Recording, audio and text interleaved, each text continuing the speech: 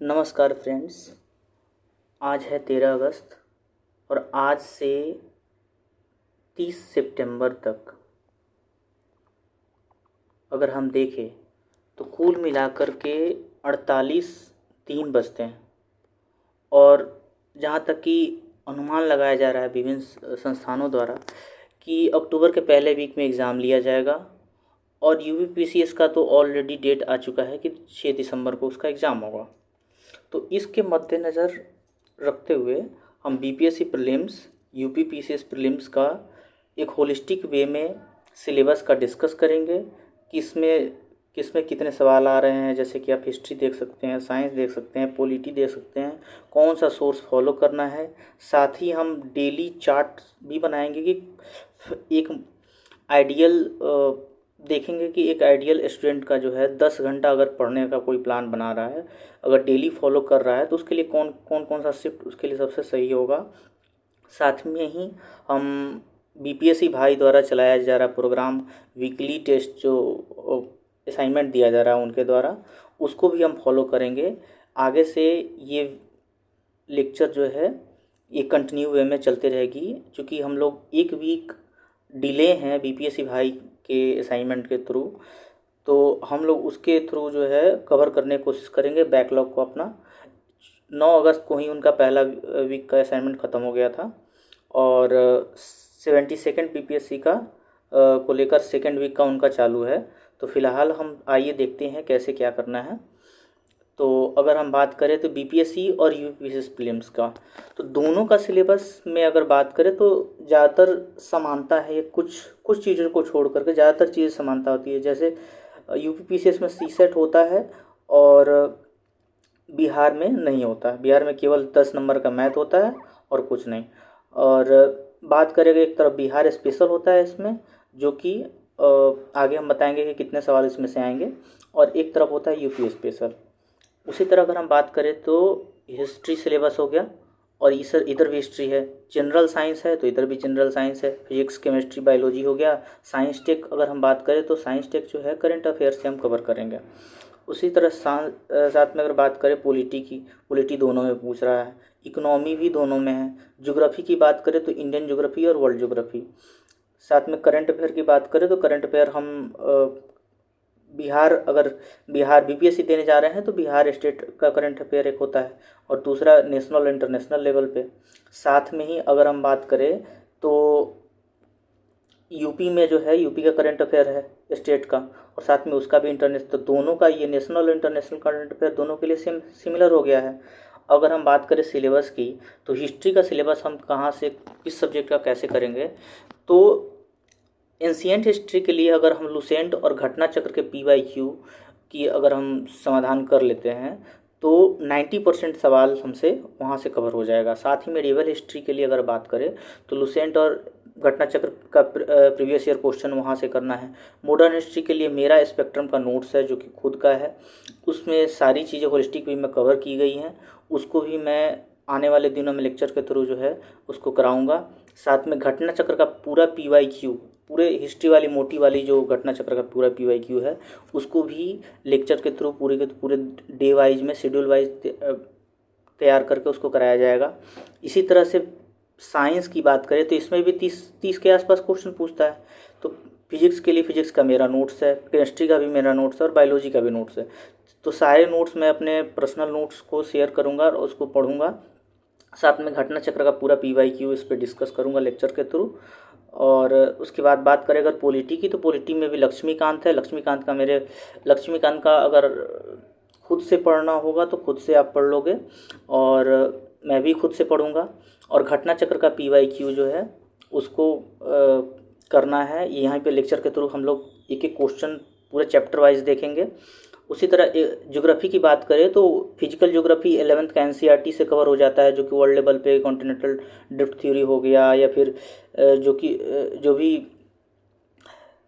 Environmental है, या फिर जो भी है इंडियन ज्योग्राफी है, वो पार्ट 2 में आ जाता है 11th का ही। तो 11th का पार्ट 1 और पार्ट 2 कवर करेंगे। साथ में ही सुदर्शन गुर्जर सर का वर्ल्ड मैप, इंडिया मैप दोनों कवर करेंगे। ये दोनों कवर हो जाने के बाद हम बीपीएससी का पीवाईक्यू पूरा का पूरा लगाएंगे ज्योग्राफी से रिलेटेड जितना भी है घटना चक्र के थ्रू। उसके बाद बात करें अगर इकोनॉमी का, तो इकोनॉमी में ज़्यादातर क्वेश्चन जो है बजट और सर्वे से आता है, साथ में 5 ईयर प्लान आएगा आपको। और लुसेंट का एक ओवरव्यू चाहे तो आप मेरा सेल्फ नोट्स है उसको हम लेक्चर के थ्रू कराएंगे, या फिर अगर आप चाहें तो लुसेंट का भी एक बार ओवरव्यू देख सकते हैं, क्योंकि इससे भी 15 क्वेश्चन के आसपास आ जाता है। और बात करें बिहार स्पेशल का, तो बिहार स्पेशल के लिए हम बिहार स्पेशल एडुटेरिया का बुक फॉलो करेंगे, पूरी तरह से उसको एक बार गो थ्रू करेंगे। उसके बाद में बिहार स्पेशल का PYQ देखेंगे, सॉरी यहाँ पे PRQ लिख दिया है, PYQ जो है इसको सॉल्व करेंगे। उसके बाद में MCQ बुक आता है एडुटेरिया का या फिर समग्र KBC नैनो का, उसको सॉल्व करेंगे यहीं पे लेक्चर के थ्रू। साथ में नेशनल और इंटरनेशनल करंट अफेयर के लिए हम BCW का करंट अफेयर फॉलो करेंगे, क्योंकि मैं BCW का करंट अफेयर पढ़ा हूँ इसलिए मैं BCW करंट अफेयर फॉलो करूँगा। या फिर एडुटेरिया का भी करंट अफेयर, जैसे कि BPSC भाई ने बताया कि एडुटेरिया करंट अफेयर वो पढ़ते थे तो उनका वो फॉलो कर रहे हैं। आपको जो जो फॉलो करना है कोई एक भी कर सकते हैं।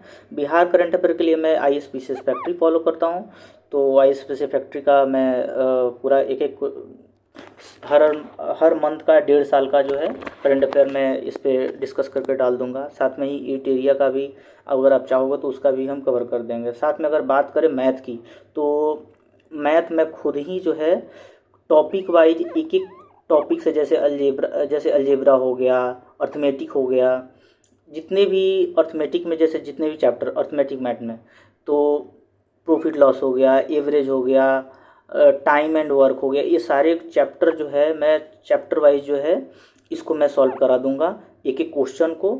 अगर हम देखते हैं कि मेरा प्लान पढ़ने का क्या तरीका रहेगा, जैसे कि अब अगर आप दिल्ली में रह रहे हैं, पटना शहर में रह रहे हैं, फिर किसी भी शहर में रह रहे हैं, फिर घर पे भी रह रहे हैं, अमूमन घर पे रहने वाले लोगों का थोड़ा मॉर्निंग शेड्यूल रहता है, पर अगर हम चाहें कि आप मान लेते हैं कि 9 बजे तक आपका जितना भी डेली का शेड्यूल है, जैसे कि मान लीजिए कि आप मॉर्निंग वॉक करने जाते हैं, डेली एक्सरसाइज करने जा रहे हैं, सुबह में लेट से भी थोड़ा बहुत 6-7 घंटे अगर आप सो पा रहे हैं, तो भी आपके पास इतना समय है कि अगर आप 9 बजे से स्टार्ट करते हैं और 11:30 बजे रात तक भी अगर आप पढ़ लेते हैं तो भी 10 घंटा पढ़ लेते हैं डेली।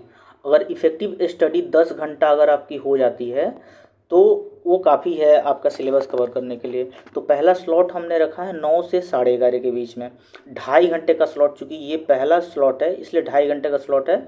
और आप अपना सबसे जो कोर सब्जेक्ट है जो आपके उस दिन के प्लान का, जैसे मान लीजिए मेरा हिस्ट्री चल रहा है, एंशिएंट हिस्ट्री चल रहा है, तो हम लुसेंट का उस दिन एंशिएंट हिस्ट्री का पूरा देखेंगे।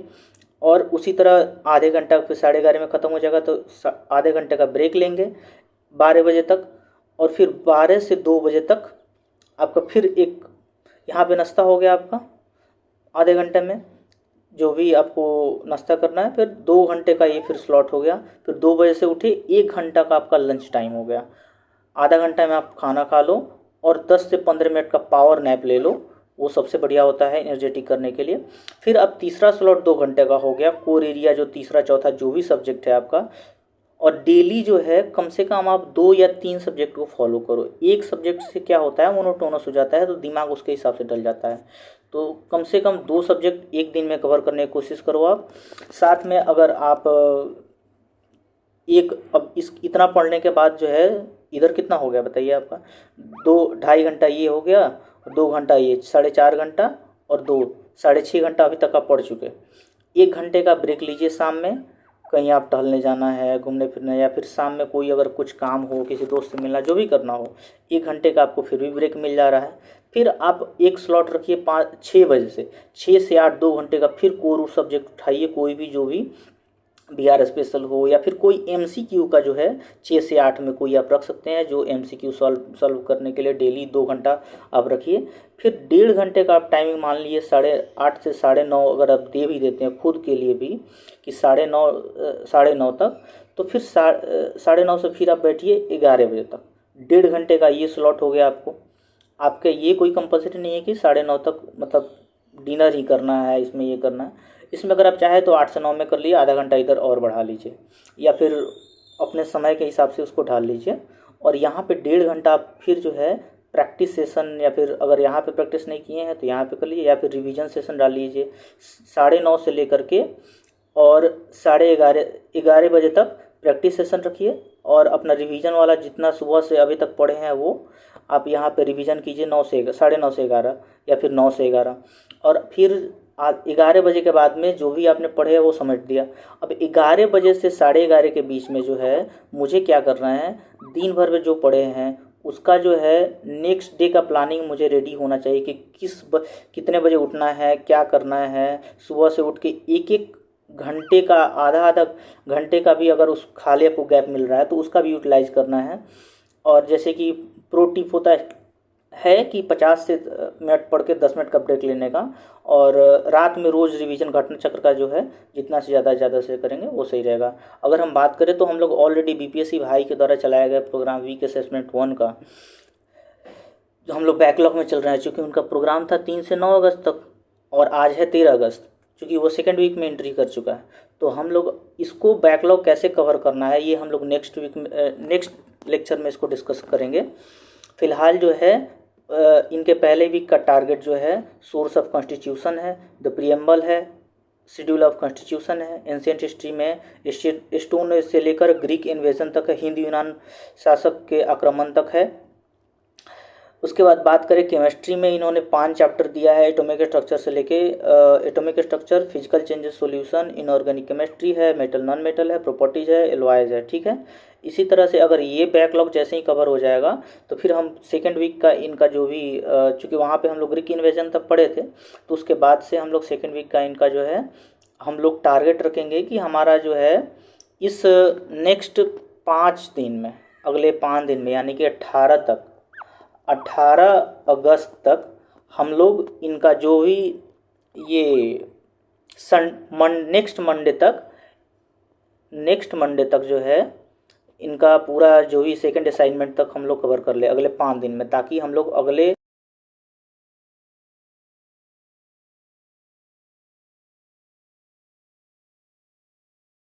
ये ग्रीक इन्वेजन है, मॉडर्न एम्पायर है, पोस्ट मॉडर्न पीरियड है, फंडामेंटल राइट इंडियन पॉलिटी में हो गया, और डीपीएसपी हो गया, फंडामेंटल ड्यूटीज हो गया, फाइनेंस कमीशन हो गया। केमिस्ट्री की बात करें तो केमिस्ट्री में है आपको carbon and various form, acid base salt जो कि सबसे इंपॉर्टेंट चैप्टर होता है, इससे हर साल 1 से 2 क्वेश्चन जो भी होता है पूछता ही रहता है। डिटर्जेंट सोप ये भी सबसे इंपॉर्टेंट चैप्टर है। फर्टिलाइजर्स हो गया। इन्होंने करंट अफेयर में भी 3 चैप्टर डाल दिया है, जैसे national family health survey, Indian survey forest, ये PLFS है। ये सारी रिपोर्ट को हम लोग पढ़ना है, अगले टारगेट रखना है हम लोग को नेक्स्ट वीक तक, नेक्स्ट वीक नहीं तो नेक्स्ट आज 13 है, आज 13 को बृहस्पतिवार है, तो हम लोग अगले 7 दिनों में इनका वीक 1 नेक्स्ट 7 डेज जो है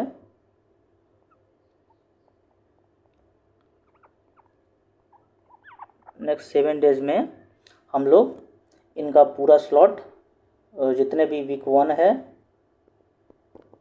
और प्लस में वीक 2 है दोनों को कवर करने की कोशिश करेंगे 7 दिनों में। इसके बारे में हम एक अलग से नेक्स्ट वीडियो में डालेंगे कि कैसे 7 दिनों में नेक्स्ट इन दो वीक के असाइनमेंट को कैसे कंप्लीट करना है। थैंक यू फॉर वॉचिंग, मिलेंगे नेक्स्ट वीडियो में।